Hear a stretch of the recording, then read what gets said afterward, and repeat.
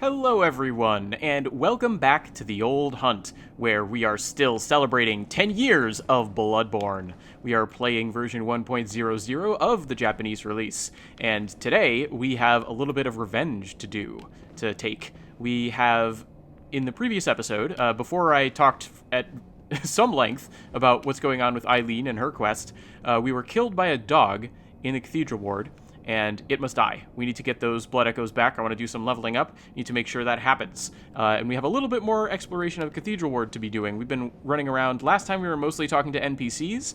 This time we have at least one more area of the Cathedral Ward to visit, and we will. We've also got some errands to run. Need to check in with Imposter Yuseka. But before any of that, to maybe help us get our revenge, because as I recall, the doll set is not particularly robust. We've also got another set of clothes that we found in the streets that seems fitting enough, and we're going to put them on. So, before we do that, let's take a look at the description. This is the church black set. The black church set, I think, is the much more sensible way to order those adjectives in English. And in this case, we have the black church hat, or the church's black hat, to be more literal. And we also have the church's black garb. We have the church's, what is this? Long gloves, if you're literal. I think long gloves, I don't know how official that is. There's probably a better term for the idea of the fact that these gloves, you can see how they go past the wrist, right? I think that's the idea of them being long. There's probably a particular type of glove that would be very specifically indicated by long gloves, but I don't remember what it is in the moment here. And then we have the church's black leg garment, if we're being literal. This one's interesting. And I suspect, though I don't actually remember, so I'll have to look this up and put it in editing, but I suspect that this is actually one of the sets where, depending on which gender you choose for your character at the start of the game, you'll get a different article of attire. And whether or not this is true in this particular case, this is generally true. Of the sets that give you trousers if you choose a male character and a skirt if you choose a female character, there is a difference in the way that the UK English and American English are handled, the way they handled that in translation. And it's one of the few cases where I think the North American release handled it a little bit better, because the North American release takes these things that can vary and puts both pieces of information in the title. So if this were hypothetically one of those sets, like I'm suspecting it is, the North American release would list this as the church's black trousers / dress or skirt or something to that effect. Whereas the British English release, I can't remember which one it went with. I'm just going to say it would have just called these trousers. And if you have a female character, these are some strange looking trousers, right? It could be the other way around. Maybe they went with skirt for the default, and if you have a male character, those trousers are sure looking an awful lot like skirts. I think that's just an interesting remnant. And the thing that's making me think that, let me try and find the doll set here for comparison. Here we go. The leg piece for the doll, the final piece of the title of the item there, the katakana is skato, which is just skirt, right? That word was borrowed from English. So you have the doll skirt here, but when it comes to the Black Church set, we have, like I said, very literally the leg garment. And I think that might be, at least in 1.00, the Japanese version's way of communicating the fact that this could vary depending on what you choose in character creation. You wouldn't necessarily figure that out in one playthrough, or maybe even several playthroughs if you keep using the same character or the same gender character. But that is an interesting bit of differentiation that I was intrigued by when I was doing my special on the regional variations in the different releases. Anyway, the other thing to note about this description is we can see here on the leg piece and on the headpiece that the descriptions are pretty similar. The chest piece is slightly distinct, and the hand piece is very distinct. It doesn't have the church's black anything, even in the title. This is the healer's long gloves. And I think I may have called them Black Church earlier because I just had that as a phrase in my mind, but now that I'm actually looking and processing what this item is, it's actually just the healer's long gloves. Very interesting. Anyway, let's go through a quick version of this description just to get an idea of what's going on with this set. Attire of a healing church hunter. Many of them are low-level healers, and they deal with, very suggestive wording there, they deal with those who are suspected of suffering from the plague of beasts, or those who are suspected of being victims of the plague of beasts, before symptoms of the illness manifest. They are preventative hunters. Therefore, this black set of attire is the same thing as Yharnam's dark madness. And I think there's a little bit of metaphorical work going on in that final line, right? And I think the official translation handles this pretty well, if I remember correctly. Something about how these clothes are synonymous with that peculiar Yharnam madness. I think that's a very good way of handling the, strange presentation of a literal version of this item description. Because the whole idea of them being preventative hunters, right? It's tying on a couple things, right? Preventative hunters sounds a little bit like preventative medicine, right? And these are low-level healers. So they're going around, they're sort of preemptively diagnosing people before they are actually showing any real symptoms of having the plague of beasts, and then hunting them. And that's sort of horrific, if you think about it, right? They just decide, hey, I think you have been infected by the plague of beasts. I'm going to hunt you now. You're just my prey. I just designate you as my prey. And I think we can see this is sort of indicative of that church mindset and how they dealt with old Yharnam, which is sort of why I was saying back in the episode where I was talking about it, they may not have cared if the people who ran out of the houses looked like people or weren't showing any signs of the plague of beasts. They just killed them anyway, and they were okay with shutting everything down, isolating old Yharnam, and then just killing everyone inside. I think that, or attempting to. Clearly, there are still some beasts that we can fight. But I think that you can get a sense for some of that mindset in the way that they don't seem to care whether or not the outward signs of the plague of beasts have manifested in someone. If they decide you're a beast, they're just going to put you down. So you're getting some of the healing church horrific sort of lack of care, and also somewhat ironic, given that this is the healing church. You would think they would have a high value on human life. No, they don't care. They'll just, if they decide you're a beast, they'll take that, and it's that idea of once you label someone as your prey, you dehumanize them. They'll do that before the signs of the scourge are manifest. They'll just come at you, and they'll combine that with their sort of preventative philosophy of medicine, and they'll just kill you because they've designated you as their prey. They stop thinking about you as a person.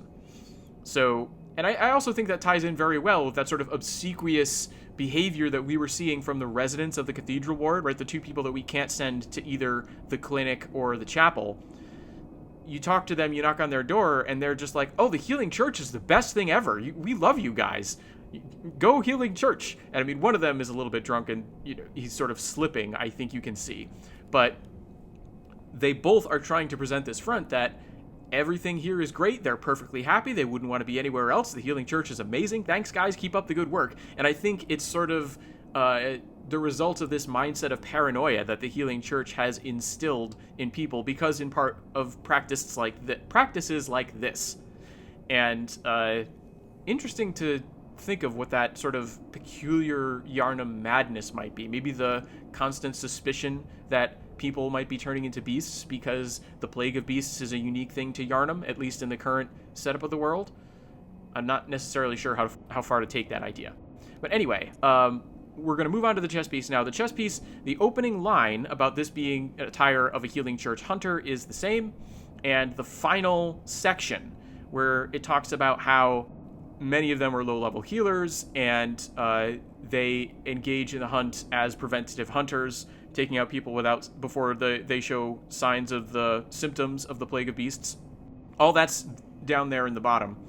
In the second line is where we get the differentiating factor, which is on It's, presumably, we have sono, which is that, literally, but I think this is one of the cases where it's referring to the article of clothing in question, specifically the chest piece in this case. So, sono senaka ni wa, so on its back, on the back of this piece of attire, the symbol of the healing church, the holy cloth, if we're being literal, the holy shawl, if we're following the lead of the official translators, and then to finish the sentence, we have the verb, like, flutters. So it's got this fluttering holy shawl that runs down its back. And as we'll see, like, the healing shawl is the symbol of the healing church. And as we'll see, that's going to play a role in identifying us potentially as a healing church member in the near future. And we've also seen this on Father Gascoigne's set. We have the dingy scarf is, in fact, a holy shawl, holy cloth, that is the symbol of the healing church. We're getting the same information off of this set. So both of these people, this is one of the ways that we can tell, by the way, and I think I've edited this into the previous episode, that we can tell that Father Gascoigne at least was once associated with the healing church. Seems to not be taking great care of that healing shawl these days, and we know that he's parted ways. It's in the description. Ultimately, he cut ties with the church.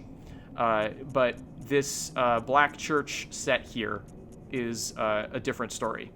These are people who will proudly bear the shawl, and you can see it draped along the back, even in this front view. And of course, when I put it on, you'll be able to see the holy shawl when I turn around and start running through the Cathedral Ward. So that just leaves the healer's long gloves. Is the literal version of this item name, which notably, everything else here is the church's black something or other, and this is just healer's long gloves. And it's a little bit early to see why, but there's, I think, a good reason for it. Anyway, let's get to the description here. These are white long gloves for surgical use, for use in surgery. The detailed embroidery it could be either a spell or a charm. I'm not sure which sense of that term is indicated here. Probably charm, because I don't think it's actually like casting a spell. So I'll just go with that for now.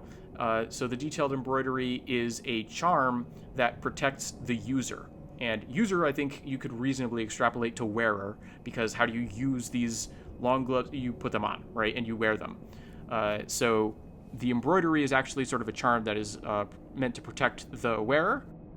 And the healing church's hunting, it's an interesting way of phrasing that subject. The hunting of the healing church is a kind of medical action. Boy, that's super literal. It just sounds gross coming out of my mouth. But so directly touching and extracting, pulling out, is precisely what is important, right? So you have this idea, again, we're emphasizing the idea that you've identified something as a problem, and the key thing to do is to reach in, grab the source of the problem, and just pull it out.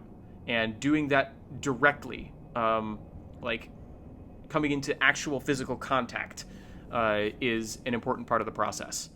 Also, on the subject of how this information ties in with what else we learn on the Black Church set, I wanted to edit myself in to make the point that this also works as a metaphor on a larger societal level. Once again, we can see this at work in the church's treatment of Old Yharnam, where the place wasn't just isolated from the rest of the city, but hunters actively seemed to have set fire to buildings and hunted down beasts as they flooded into the streets. So, as soon as part of Yharnam society became tainted by the plague of beasts, it was actively cut off from what you might think of as the main body of the rest of Yharnam. Okay, carry on, gameplay, Matt. Let's go ahead and actually put that set of clothing on, and we will see how that looks on us. It'll give us a sense. I can put on the... oh, right, it's also a skirt. Yeah, and all those blue numbers were indicating to me what was going on there. And there we can see the Holy Shawl. Interestingly, it looks like this version of the Holy Shawl, at least, is in two separate pieces. But Interesting. Anyway, just a visual detail that I'm noticing here. And now we can go attempt to get our revenge from that dog. And I'm just going to run past these enemies. I don't want to take any risks losing my blood echoes, because, as I recall, there were a good number of them that dog got from me, and I would like them all back. I would like to be able to level up. Alright, and just make sure nothing is following me. No, I didn't think so. Let these things go up on their passage, up to the top of the staircase there, and then, yep, there we have the dog with the glowing... Uh-oh, pressed the wrong button. That's okay. Uh-oh. I did not dodge the way I expected. Alright, yeah, I'm gonna do it. Boy, that was a foolish decision of mine. That was a foolish decision of mine to heal. I'm being more cautious than I should be. Interesting dynamic of Souls games when you have a lot of blood echoes at stake that can cause you to play more conservatively, and paradoxically that can put you in more danger, particularly in a game like Bloodborne, where, as I've said before, you're sort of incentivized to be aggressive. So now that I've got them back, though, I feel sort of okay taking on these giants. Particularly since, as I discovered in a previous episode, they don't especially do a great job of hitting you if you're right down at their feet. Of course, the camera also doesn't look particularly great, but... yeah, there we go. Get a little bit more blood echoes, and, also, importantly, help refill some of those blood vials, which are going to continue to be a very precious resource. Oh, man. Ooh! Whew, I got lucky. Alright.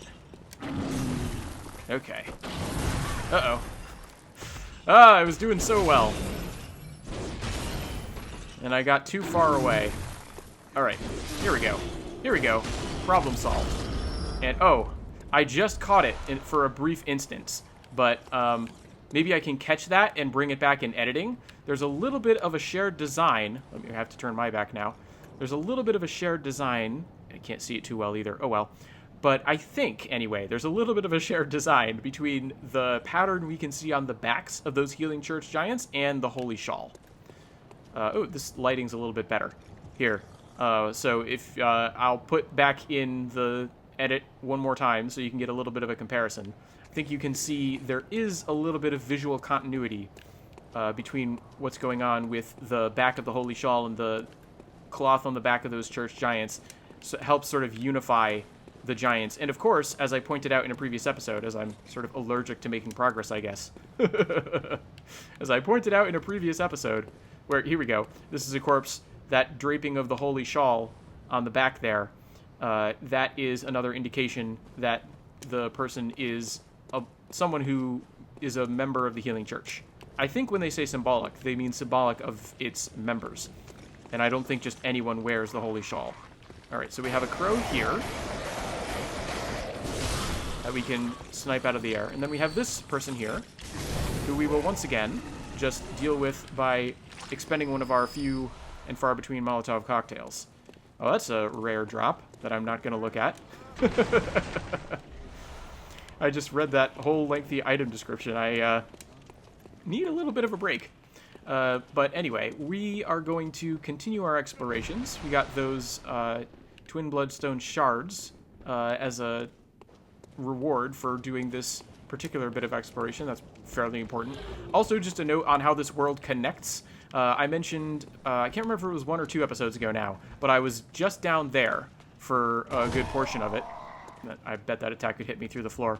And I was just down there, and I was mentioning how we could hear, like, wet slurping sounds, basically. That was this enemy before I defeated them. And as you can see, there's a space here where I can even drop down if I'd like to come at this particular ambush from this direction. So we've sort of been out this way before, but we've never had access to this particular passage. And this particular passage is important because, as we come over here, well, for a few reasons, because it leads us to this area. And look at this area. Look, it's just beautiful. It's so cool, right? We've got the twin windmills out in the distance, absolutely gigantic. Don't actually make sense, if I remember correctly, once, because we will eventually, spoiler alert, be headed out into that territory and we will be able to visit 2 windmills, but their locations, as I understand it, don't exactly correspond to what we see here, but doesn't particularly matter to me. I think this vista right here just looks gorgeous. You can see a little bit of a lake glimmering in the distance. You can see an impressive building over there above the glittering lake. We've got the fiery orangey reds of the setting sun in the sky. This particular time of day, I think, is a great time to come out and take notice of this vista. But among other things, of course, and as we can see outlying Gothic buildings, among other things, there is a substantial portion of woods, a large wooded area out here. And that should, of course, be a little bit familiar to you. If you remember Alfred's dialogue, he was talking about how everything sacred in Yharnam can be traced back to Byrgenwerth, and Byrgenwerth is past woods that the church has deemed forbidden ground. So, and there's also, this is a gate right here, what the place that the forest that the church has deemed forbidden ground is guarded by someone who is someone, I think, associated with Byrgenwerth. I can't remember exactly where we got which information, and I was alluding to this in the previous episode where I said we sort of have to do a lot of exploration and piecing things together in order to get things to really make sense. But this is one of the ways in which I think we can see it starting to come together. There's still one piece of the puzzle that we're missing, technically, but we're very, very close in terms of figuring out what our direction is going to be in terms of moving on. And as you might expect for a gate guard, as we learned from a note, the gate guard, who is a guardian of Byrgenwerth, is looking for a very specific password. And that password, well, let's just do a little bit of interaction here with the presumed gate guard, and hold that thought of the password.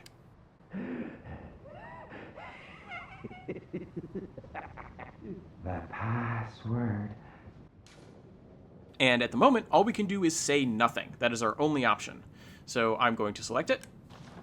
And I'm also going to try a little bit. There's another dialogue we can potentially get from this gate guard, and I think it's kind of fun. So I'm going to keep talking until I get the special dialogue. The password.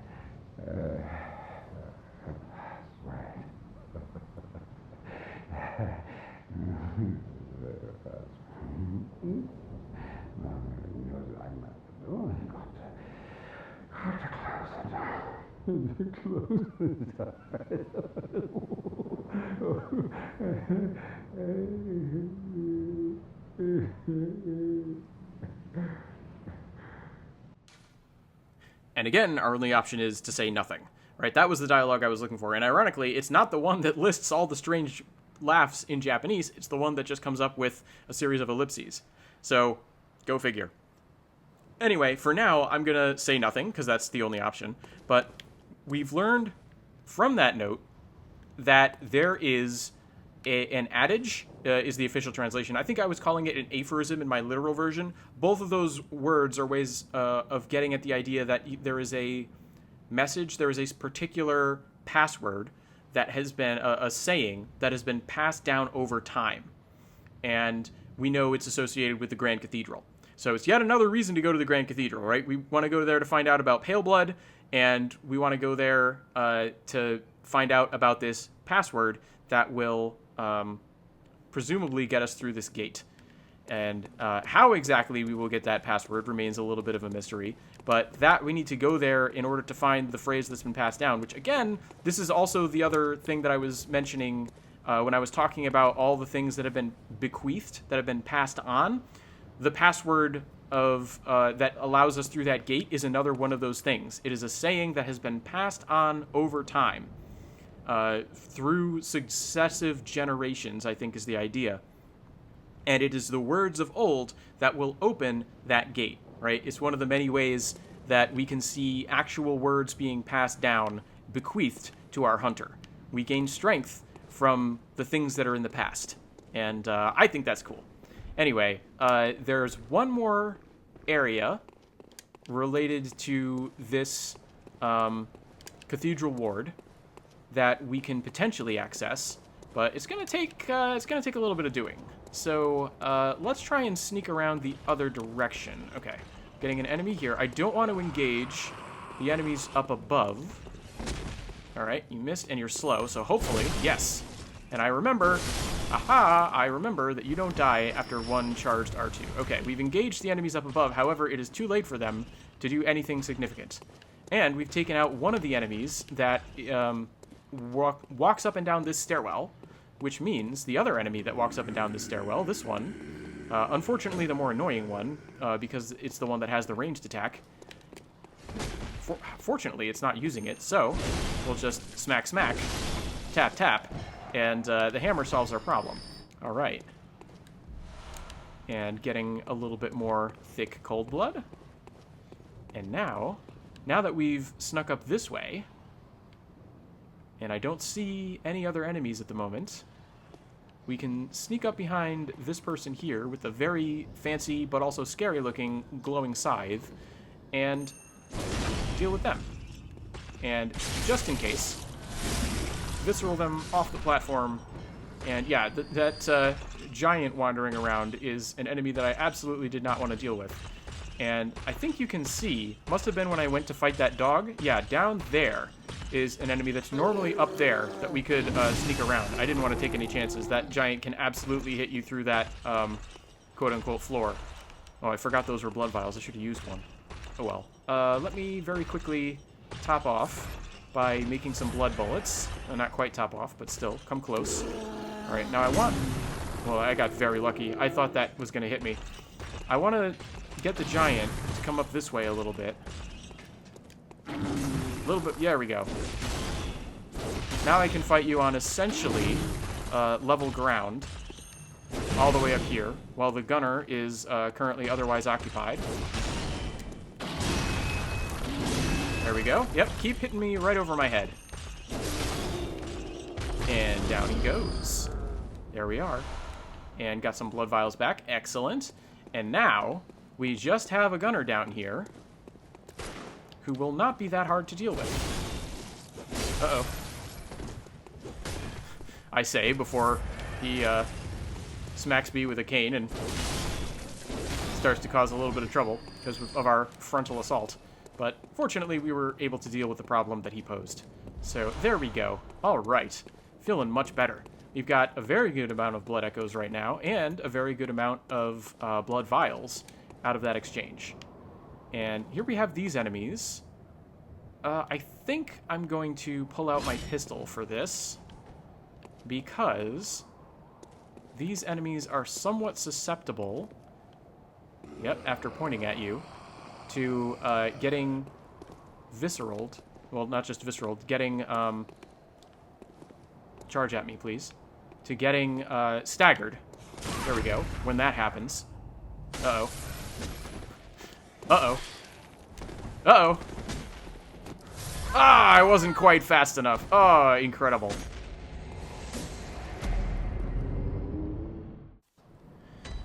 I thought I'd be able to heal through it. I was not able to heal through it. Oh, boy. Alright, we gotta run past all these enemies again, because the enemies over here are not really our concern. These enemies, even, are not particularly our concern, so long as they leave off following us for a little bit. And I can come over here and just sort of hang out in this little corner of the world, where hopefully everyone will ignore me, and we can watch the shadows of the enemies climb the staircase. Alright, get our giant hammer act going on again. And hopefully the enemies that are normally on the other side of the gate will have returned to their proper side of that gate. And now we will just have the enemies on their stairwell to deal with. And we can get back those blood echoes. Oh, they spotted me. That's unfortunate. I thought I managed to sneak by. But fortunately, I'm shielded from that set of ranged attacks by the fence. And hopefully... Uh-oh. Let's just switch back to the pistol real quick. And switch back to the hammer. And, uh-oh. Okay, good. The spell ran out. Excellent. There we go. These two are dealt with. And that will allow us to take down the pair on the stairs without too much trouble, I hope. Yeah, see, now you can see the gunner in his proper position, along with Mr. Scary Scythe. Mr. Scary Scythe, unfortunately, is not particularly scary, because I can so reliably sneak up behind and attack. Alright, now I gotta run... Uh-oh. Gotta run this way. And, do I want to make blood bullets for that? Or do I just want to heal that? Because it's not enough to effectively heal up towards the full health that I would need. I think I'm just going to do a regular heal. Alright. And hopefully, the gunner will have very stupidly forgotten about me. Or even better, very stupidly have fallen... or left his post. There we go. There he is, walking against the side of the stairway. And, oh boy, the giant has my blood echoes? Alright, well that's annoying. Do I want to use a Molotov to get out of this situation? I've only got 3 left. This is my full stock of Molotovs. However, I think it's worth it under this scenario. I think a couple Molotovs will kill that enemy. And now... there we go. That really didn't do much for me. However, it will allow me to engage... uh-oh. In close quarters combat with this giant... who, as I have established... uh-oh. I really wish you would stick with the things that I have established, Mr. Giant. See, shows you what they're worth. Alright, I'm just gonna... fire off a few bullets there. Get in some damage from afar. Alright, now we've got the hammer back. Oh, man. Oh, man. Alright, this is really bad news. Alright, we're gonna rally. We're gonna come back. We're gonna come back because now we're in a really good position, and the enemies that are further up that killed me last time are no longer here. Or they are not engaged. They were not alerted by my fighting this giant. Which means this giant is doomed. May not seem like it. That's right, get staggered. May not seem like it, because I'm doing a very bad job of dealing with the giant. But really, they have no hope. They cannot possibly triumph. There we go. Whew! Alright, and the blood echoes are back. And we got a Tier 1 upgrade material, which is fine. Since anything I'd want to upgrade to Tier 2 will have to get through the first tier anyway. Alright, now... having dealt with those enemies, I can now, and successfully recovered my blood echoes, I can, with a little bit more assurance, talk about how I died last time, in case you're new to the game.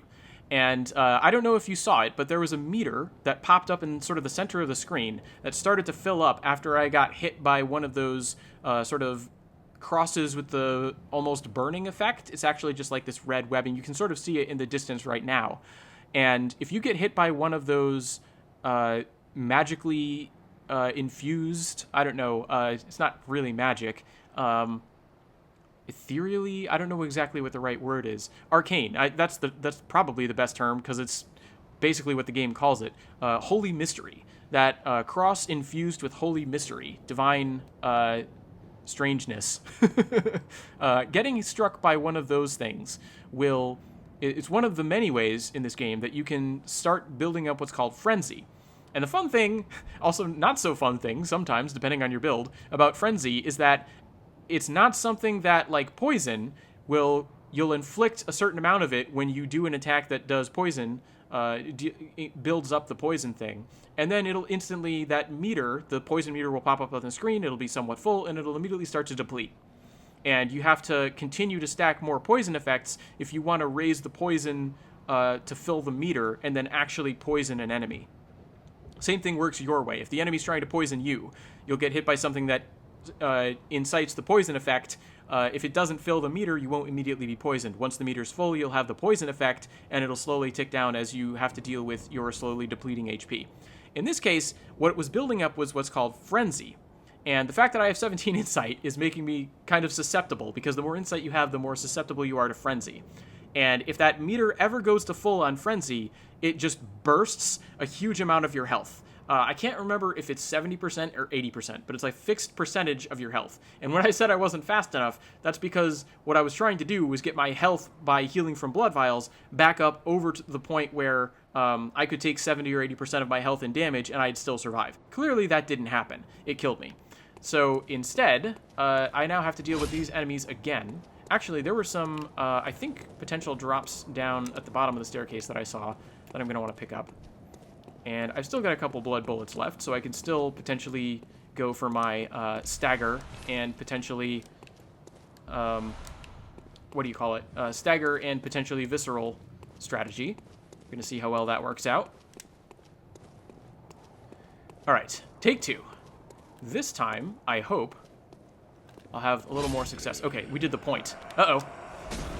Nothing happened. I was pressing R2 as soon as I saw that the point began to happen. I thought I'd switch strategies, and clearly that didn't work. But the susceptibility to viscerals was clearly still in play, so it didn't end up mattering. Actually, I want to keep my gun out. How much damage do I do as you slowly approach me? Enough that I can whittle away your health as you come closer. And as you can see, that stagger state boosts damage no matter what. I thought I would... Oh, there's the visceral. Excellent. And you don't have any backup, my friend. You are just going to fall prey to my attack. There we go.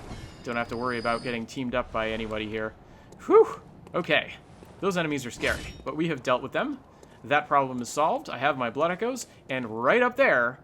I mean, what do you think that is? That is the main entrance to the Grand Cathedral. But we're not going to go there. This is a video game. Why would we want to go where we're supposed to go? We have 2 different options here. And if we go... So I'll just give it away. If we go left, it will take us to another area.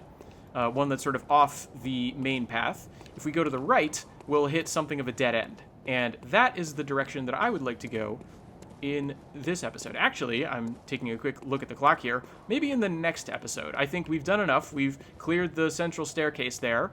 Got a little bit of a triumph going. We talked a little bit about what's going on with the Healing Church and their low-level healers, their low-level doctors. Yeah, I feel like we made a decent amount of progress in this episode. Next time, we're going to explore what's ultimately going to be a dead end, but I think a very interesting one. And then wrap up some of our business in the dream and in Yosefka's clinic, because we have to go report back after sending some more survivors there. And yeah, we've got a lot to keep ourselves occupied going forward. But for now, I'm going to call an end to my hunt for the evening, and I wish all of you good hunting. There it is. Good hunting, everyone.